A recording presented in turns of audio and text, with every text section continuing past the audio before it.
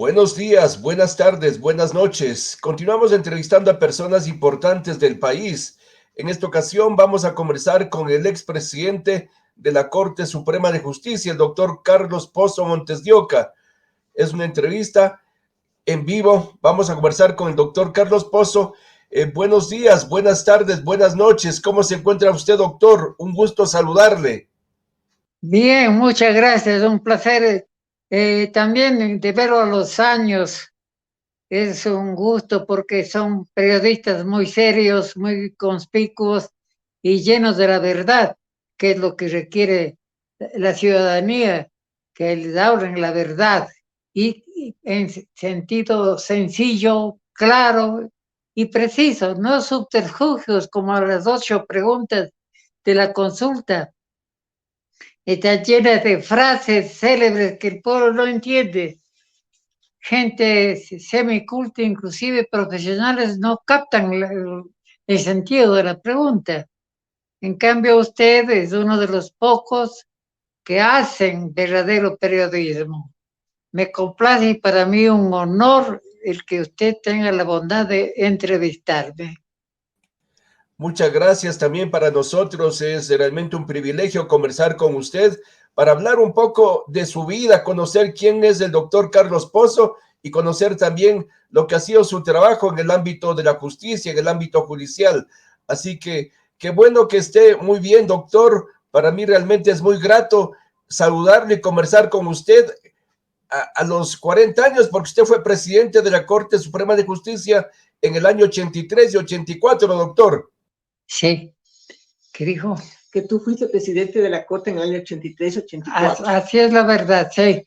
Y dejé la presidencia para salvarlo a Vaca Carbo y a los señores de la izquierda democrática que porfiaban en desconocer el año más que teníamos en la Corte Suprema, año más periodo que estaba en la Constitución, norma constitucional, mandato constitucional, que Vaca Carbo lo desconocía. Qué importante, doctor, conocer esta parte de la historia. Sí, doctor, quisiera preguntarle, ¿cómo era la justicia en el año 83? Pues la justicia era más sencilla, más comprensible y más respetuosa. Hoy tenemos que un juez de cantón rural, de un cantón, desconoce la resolución expedida por la Corte Nacional, por la Corte Constitucional, por el Congreso mismo. Entonces es un país que vive en el caos realmente judicial, ¿no? Yo he conversado largamente con el señor presidente de la Corte Nacional sobre este tema y coincide en buena parte la apreciación que se hace de la actual justicia. Yo en mi libro de las normas y reparos, pues pongo la frase de una justicia perdida. Entonces viene la apreciación, ¿qué significa? ¿Qué quiere decir con la justicia perdida? Bueno, se la busca y no se la encuentra. Bueno, debía estar presente y está ausente. En fin, así es, mi querido Jacito. Doctor, a propósito de este libro, usted ha escrito muchos libros sobre leyes, sobre justicia. ¿De qué se trata este último libro que usted publicó sobre la justicia perdida, doctor? Pues la apreciación está en cada quien ha sufrido el doloroso y penoso trámite judicial. Ahora se olvida tener la oportunidad de hablar con el juez. No se puede conversar con el juez. Está limitada la defensa. Y la defensa judicial es uno de los derechos fundamentales, derechos humanos fundamentales, amparados por los convenios internacionales. De tal manera que en esa forma tenemos una justicia diferente, demorada, dilatada. Vea usted, por ejemplo, la Corte Constitucional su presidente anterior, ofreció ponerse al día en el despacho de las causas, pero ahora existen más de 10,000 causas represadas. ¿Quién puede aguantar la angustia de litigar en la Corte Constitucional? ¿Cómo se llama constitucional una cosa ilegal, una cosa inconveniente, una cosa inapropiada, una cosa irresponsable en definitiva, ¿no? Doctor, sí, doctor, ahora se ha abusado del habeas corpus, se ha abusado también de la prisión preventiva. Ahora por cualquier cosa le ponen a cualquier ciudadano prisión preventiva. Así es, la prisión preventiva siempre fue concebida y admitida por países mejor organizados que el nuestro, pues en Chile, por ejemplo, la prisión preventiva se determina muy clasificadamente. No es como aquí a todo el que se sospecha lo ponen en prisión preventiva. Prisión preventiva para el que pueda huir, escaparse de la justicia. Para él la prisión preventiva, pero para el resto no. Se convierte prácticamente, la prisión preventiva se convierte en una prisión definitiva, no tiene nada de prevención. Doctor, estamos conversando en vivo con el doctor Carlos Pozo Montes de Oca, quien fue presidente de la Corte Suprema de Justicia. Doctor, ¿qué se debe hacer para que la justicia vuelva a ser otra vez ágil y confiable? Lo que debe hacer el presidente Lasso, ya lo he dicho varias veces, es consultar al pueblo, a la ciudadanía ecuatoriana, consultar si debe o no regresar la constitución anterior. Con eso se desarma todo el aparato maquiavélico impuesto por el expresidente Rafael Correa a los ecuatorianos. Desaparecerían los famosos consejos de la judicatura que están sobre la Corte Nacional, una cosa inaudita. Terminaríamos con este Consejo de Participación Ciudadana, terminaríamos con otro Consejo Electoral, todo para aumentar la burocracia y el dispendio del presupuesto nacional. Fíjese usted, por ejemplo, cómo los señores diputados sesionan todo el año y ganan $6,000 mensuales. Entonces, para ellos es provechoso dilatar el trámite y la expedición de leyes. Debe volverse al sistema anterior, como era 2 o 3 meses de sesiones en el año y con temas y propósitos muy concretos y terminantes. Sí, doctor, estoy escuchándole con atención sus importantes reflexiones. Entonces, la justicia al momento está perdida, pero sí se puede recuperarla, salvarla. Sí, se puede recuperar. Hay una cierta somnolencia, una cierta dejadez, digamos, ¿no? Un cierto quemiemportismo de la clase abogadil, de la clase litigante, abogados litigantes, los interesados de los juicios, que no les importa lo que se haga de la justicia. Si hubiera un movimiento, una exaltación de los derechos, una exigencia para que se los respete y se los venere, pues cambiaría la situación en buena parte. Pero, desde luego, dado el sustento legal, el sustento constitucional, no es posible que un conjunto de consejeros totalmente desprovistos de conocimiento, de experiencia alguna, como son los señores del Consejo de la Judicatura, que se introducen en los procedimientos judiciales, en las decisiones judiciales y sancionan a los jueces, los ponen en un stand-by de espera, de angustia, para sus propósitos administrativos. Y eso no puede ser, ¿no? Qué importante conversar con usted, doctor. También quisiera preguntarle, ¿cómo ve usted al actual gobierno, al gobierno del presidente Lasso? ¿Cómo ve qué cosa? Al gobierno del presidente Lasso. ¿Cómo? ¿Cómo ves al gobierno del presidente Lasso? Bueno, el presidente Lasso yo aprecio, tranquilamente aprecio, tiene buenas intenciones, es un buen ciudadano ecuatoriano, con buenos propósitos, pero quienes lo ayudan, lo colaboran, lo ejecutan sus decisiones son absolutamente inexpertos, no conocen la problemática nacional, menos la Constitución en su sentido cabal y menos las leyes. Entonces, yo recomendaría al presidente Lasso que se rodee de asesores con suficiente experiencia y conocimiento de las leyes y de la vida misma ecuatoriana para que aconsejen lo que debe hacer en bien del país. Doctor, ahora quisiera preguntarle un poco de su vida. ¿Usted dónde nació? ¿Dónde estudió, doctor? Bueno, no es tan misterioso mi nacimiento. Yo nací en la ciudad de Ibarra, un año 1928, en octubre, desde luego, fin de año, ¿no?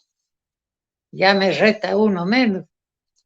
Y la primaria, la secundaria la hice en mi ciudad natal, en la escuela 28 de septiembre, escuela fiscal, y en el colegio Sánchez y Cifuentes, un colegio católico regentado por Monseñor Mosquera, sí, César Antonio Mosquera, un obispo muy distinguido que hizo buen provecho de la religión católica en Imbabura.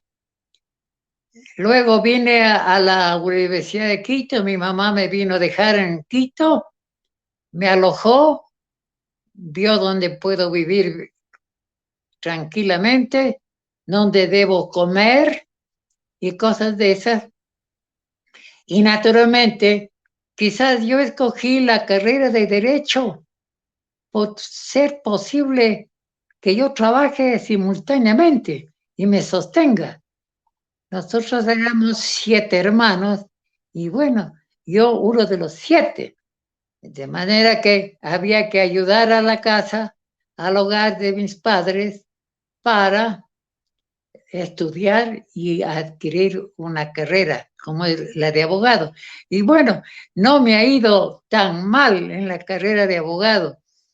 Luego viajé a Chile a hacer un curso de especialización.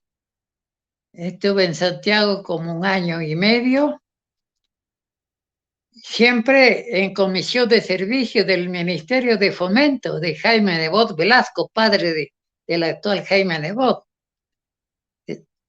Luego terminé los estudios en la Universidad Central y fui a Madrid con una beca, una cosa muy original. Llegué a Madrid, la beca que funcionaba y operaba siempre que yo esté en España. No era una beca que comenzaba a funcionar estando yo todavía en Quito. Viajé en el Américo Vespucio, uno de los 3 buques de la compañía de navegación italiana que los hundieron en la rada de Nápoles para evitar las requisas de Benito Mussolini.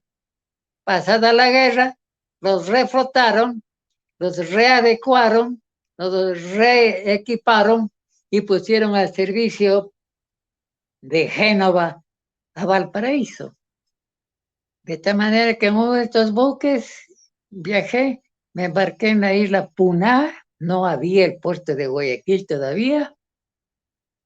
El puerto de Guayaquil, recordemos que es una obra grande del presidente Camilo Ponce Enríquez, ¿no? De tal manera que Me embarqué 23, 27 días de viaje hasta Barcelona. Bajé en Barcelona y fui al Ministerio de Educación por la beca. Entonces, un jefe administrativo español dijo hay que pagarle todo por el año la beca. Y me entregaron 36,000 pesetas que yo, en efectivo, fui al Colegio Mayor José Antonio, Primo de Rivera. Ya tenía una plaza fijada ahí para vivir y deposité. De aquí dejé para lavado y planchado la ropa y de una cuota semanal que me entregará, muy modesta, lo que alcance para la ayuda diaria. Ahí seguí los cursos del doctorado en la Universidad de San Gregorio, la única que había en Madrid, la oficial, la centenaria, y obtuve el grado. No avisé a nadie de mis compañeros, de mis amigos que tenían su residencia en el Colegio Nuestra Señora de Guadalupe, frente al San Antonio que tenía yo, es decir, Antonio, José Antonio, el Primo de Rivera. Y por el temor de que me levanten el grado, yo no estaba seguro de que me iba a graduar. Y entonces quería evitar que el chisme corra rápido a Ecuador y sepan que me han levantado el grado. Entonces evité. Me gradué, viré a ver, no había ningún conocido, había sí otros alumnos también interesados en los grados. Y a la 1:30 de la tarde me graduaron, salí solo, me senté en una mesa de esas terrazas a tomar un café y luego ya comuniqué que había obtenido el grado de doctor en Derecho por una universidad de España, de Madrid, que se distinguía por la enseñanza del derecho, así como la de Barcelona se distinguía por la enseñanza de medicina. Salamanca estaba ya en segundo plano, había sido superada Salamanca por la de Madrid con mucho crédito, y luego después ya pensé en regresar a Ecuador. Cuando voy a reclamar mi título en el Ministerio de Educación, que es el que concedía, pues me dijeron, ¿cuándo os graduaste? Hace 2 meses. Vuelve después de 3, 4 años. Tenemos más de 2,000 títulos por refrendar, imprimir cada uno individualmente y que cumplir con esos títulos. El tuyo alcanzará después de 2 o 3 años. Entonces regresé sin mi título acá a Ecuador. Me acordé que dejé un buen amigo, Raúl Chávarri, español, un buen amigo residente del Colegio José Antonio. Le puse una carta indicándole que el gobierno de Ecuador me ofrece un cargo, pero no lo puedo optar por no tener el título. Ve tú qué puedes hacer para que yo obtenga el título lo más rápido posible. A los 15 días, la Embajada de España en Quito me llama y me dice, tiene un sobre que llega de Madrid. Me acerqué, era el título, pero doblado en 4 partes. Esta es la pequeña grande historia de este estudiante de Derecho que siempre pensó en lo más allá, siempre pensó en tener una vida clara, diáfana, honrada, en una palabra. Siempre pensó que la profesión es una gran ayuda para los demás, que se los puede asistir en sus conflictos legales.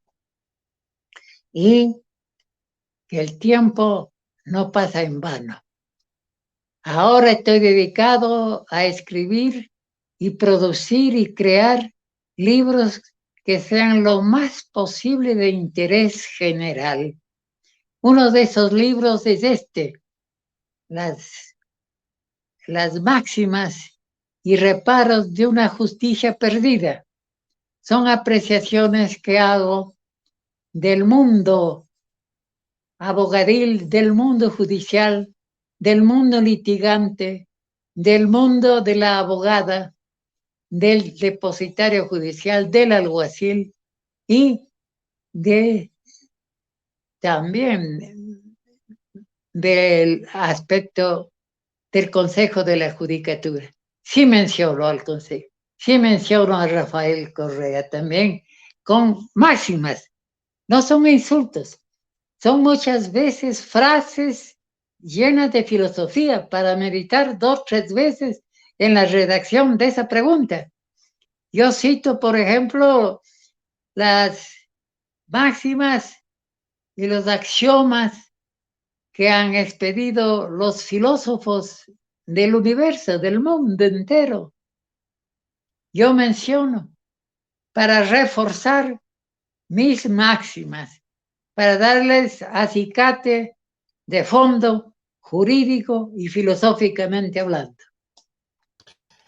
Doctor, al momento usted es prácticamente una enciclopedia del mundo jurídico.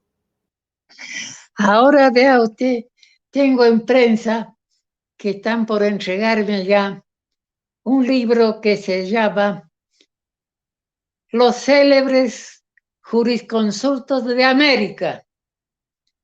Escoger los célebres por países, por los 20, con Puerto Rico, 21 países de América, para establecer quiénes han sido los representantes de la juridicidad en América. América entera, española, inglesa, francesa, haití y canadiense, donde hay diversidad de lenguas. Entonces, este libro espero que tenga la aceptación que ha tenido las máximas. Espero ilustrar a las personas que sepan y que conozcan quiénes son los abogados ilustres que han representado al foro ecuatoriano, cuáles son y por qué son famosos.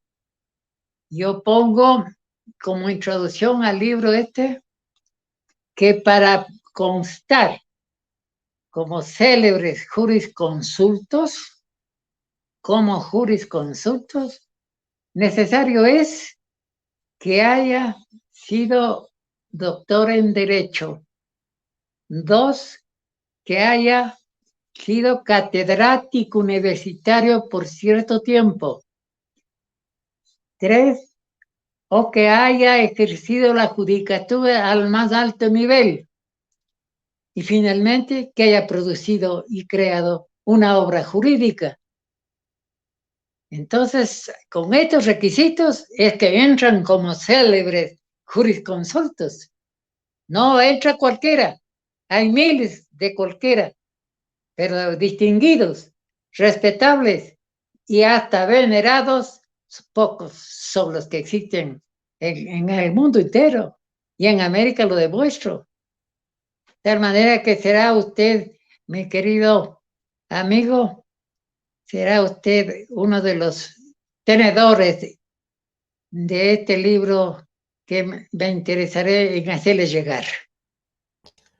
Muchas gracias, doctor.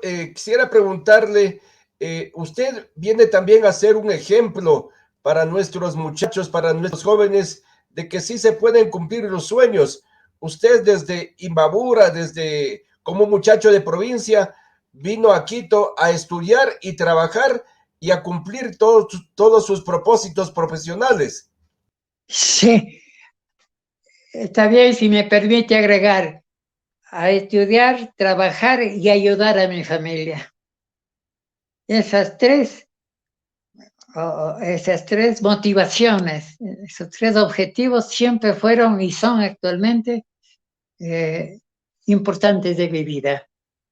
Yo siempre a mi madre no he dejado de ayudarla mensualmente con parte de mi sueldo que percibía o de mis honorarios que percibía para que ella tenga un mejor confort, un mejor alce en la vida y soporte tantas exigencias que tiene cada vez el mundo, cada vez en mayor grado y van creciendo conforme pasa el tiempo, ¿no? Esa íntima satisfacción y me iré al sepulcro lleno de, ¿qué le diré?, de felicidad, sabiendo que mi madre no le faltó lo indispensable para vivir, él y sus hijas, mis hermanas. Doctor, ¿cómo fue que usted fue electo presidente de la Corte Suprema de Justicia? ¿Cómo que? ¿Cómo fue que tú fuiste electo presidente de la Corte Suprema de Justicia? Pues coincidió que ambos, con Hugo Rengel Valdivieso, que era mi competidor, ambos éramos con Byron Maldonado Torres, éramos los magistrados de la tercera sala de la Corte Suprema. Y de ahí salieron las dos candidaturas. Jorge Hugo Rengel, al parecer, tenía ideas, principios de extrema izquierda. Entonces, por ese sector se movieron y hubieron ciertas gestiones de personas que yo jamás pensé para que la Corte me elija presidente. Y lo más florido, quizás lo florido, quienes me apoyaron fueron los magistrados más distinguidos, más honorables, más respetables que había tenido la función judicial, más de antigüedad que otros.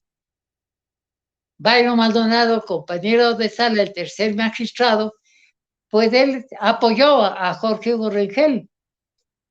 No sé, tal vez por algún egoísmo, algo, pero bueno, no recibí ese apoyo, pero sí recibí de salas íntegras en esa memorable sesión.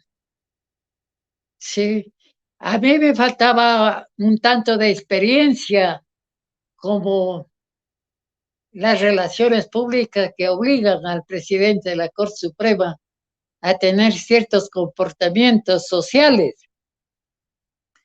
Y yo me entendí muy bien con el presidente Osvaldo Hurtado, me entendí muy bien, al final tuvo una incomprensión cuando yo renuncié la presidencia para evitar que Vaca Carbo cometa el prevaricato, porque fallar, resolver el Congreso contra la Constitución política que señalaba el periodo de 6 años a nosotros, y a los 5 ya nos querían reemplazar, es fallar contra ley expresa, típico prevaricato. Yo bien pude haber levantado un autocabeza de proceso con prisión preventiva. Ay, sí, prisión preventiva porque había el temor de que huyan. Y sindicar a Raúl Vacacarbo, a los líderes de la izquierda democrática que dirigían, que promocionaban, que conspiraban contra la Corte Suprema de Justicia. Y yo preferí 1000 veces retirarme y no escandalizar al país, no presentar un show político, judicial, como el apropiado. Renuncié, me faltaba un año más todavía. Vaca Carbo quedó tranquilo, defendió a los jueces que eligieron los de la izquierda democrática y se pasó así el tiempo y no ha habido mayor problema.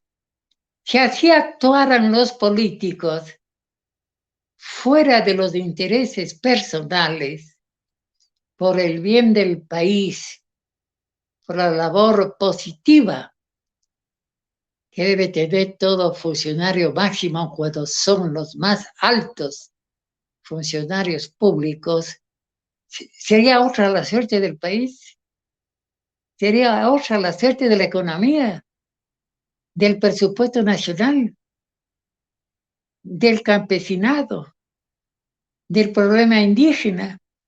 Vea usted, yo estoy buscando documentación por un libro que quiero sacar sobre los derechos humanos en Ecuador. Y una segunda parte, los instrumentos internacionales de Naciones Unidas y de la Unión Panamericana sobre la materia.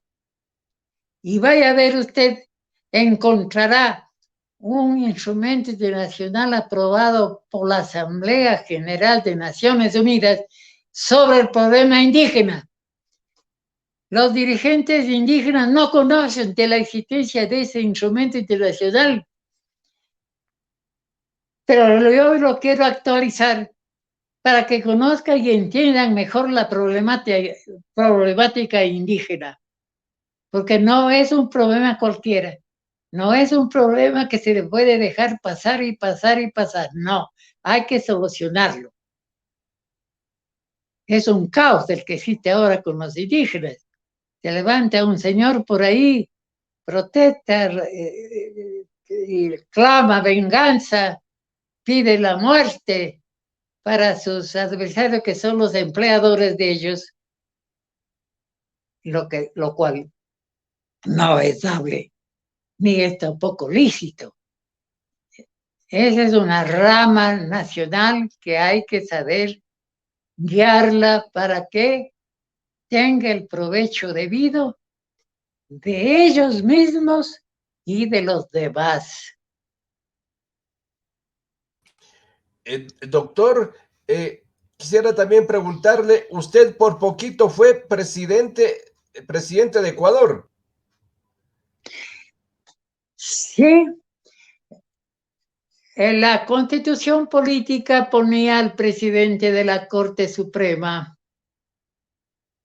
en segundo lugar de sucesión del presidente constitucional, en este caso de Osvaldo Hurtado. Gary Esparza estaba como vicepresidente. Después venía el presidente del Congreso, que cesaba, Raúl Vaca Carbo entraba, cesaba el anterior. Y en tercer lugar estaba el presidente de la Corte Suprema.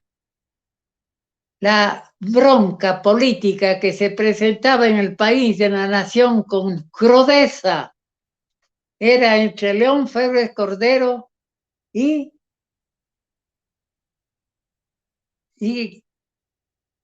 el amigo Borges Ceballos. Entre estos había pugna. No había ningún entendimiento para algún plan general de aceptación para que las elecciones marchen por un camino tranquilo.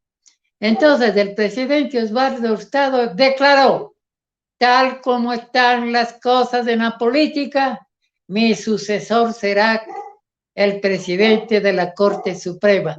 Vaya a ver usted cómo se movieron las frutas, cómo me llamaban, me buscaban, como ya que yo era Cancillería, fui a una sesión de la Junta de Relaciones Exteriores y los embajadores toditos atendiéndome, abriéndome las puertas, saludándome, haciendo las veñas, todo eso. Yo me encantaba de ver ese sainete, oiga, me encantaba. Pero yo me mantuve tranquilo, no di un solo paso para conseguir ese objetivo. No hice. Bien pude haber entrado en un entendimiento con Osvaldo Hurtado y promover nosotros la agitación política para que el caos se dé. Y fines. ¿Qué le parece, Jacinto? Sí, esta parte de la historia muy importante conocerla, doctor. Doctor, Sí, qué sueños ha cumplido usted y cuáles le faltan por cumplir? ¿cómo dice? ¿Qué sueños has cumplido y cuáles te faltan por cumplir? ¿Cómo? ¿Qué sueños has cumplido y Ah, cuáles te faltan por cumplir? mi único sueño es alcanzar a cumplir con unos objetivos que tengo sobre producción de libros. Cumplir, tengo en mente si estoy trabajando en la investigación de estos jurisconsultos célebres que ha tenido América. Yo visito las bibliotecas, consulto a una embajada, otra embajada, cuáles son los que se encuentran actualizados o no existen. Y en segundo lugar, morir tranquilo. Yo tengo 95 años y estoy en esa edad ya crítica, ¿no? Dejar arreglado estos pocos y escasos bienes a mis sobrinos para que no discutan, no peleen después de mi partida y morir tranquilo, despidiéndome de mis buenos amigos como Jacinto, como Fernando García, que han salido a ayudarme en esta tarea de promocionar mi producción literaria. Qué bueno, doctor. Doctor, ¿cómo ve usted a su tierra, a Ibarra, a Imbabura? ¿Cómo le ve ahora? Pues créase que Imbabura tiene un carácter muy especial. La población, buena parte de la población carchense ha bajado a Ibarra por la bondad de su clima. Hay colombianos también. Me parece que en turismo, que es la materia prima que tiene Imbabura, el turismo debe ser manejado de una forma más moderna. Hay un Ministerio de Turismo creado por Correa. Ministerio de Turismo que debe copiar lo que hace México en Acapulco, lo que hace Cuba en La Habana, lo que hace la misma Colombia en Barranquilla, en Cartagena, y emplear lo más adaptable posible, emplear en el desarrollo del turismo de Imbabura. Tiene naturalezas propias, vea usted. Ibarra tiene su Yaguarcocha, Otavalo tiene su San Pablo, Cotacache tiene su Cuicocha, y además allá hay otras lagunas del Cunro. Hay ascensionismo, el Imbabura, el Cotacache, hay todas las ramas, pero está detenida la gestión ministerial y es necesario que se despierte un poco el ministro, vaya a la provincia, examine así en cada provincia. Imbabura merece un trato especial en cuanto al turismo. Sería una fuente maravillosa para Ecuador y para los propios habitantes de Imbabura.